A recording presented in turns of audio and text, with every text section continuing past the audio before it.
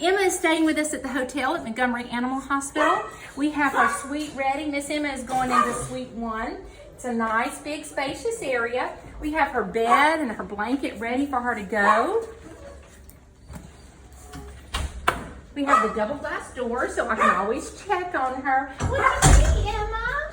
Huh? What do you think? Are you going to talk to me? Are you going to talk to me, Emma? She says, I don't know what to think about all this. I don't know what to think about all this. And Emma's going to get her food and water bowl in just a little minute. We'll take her outside to the potty in the playground area outside.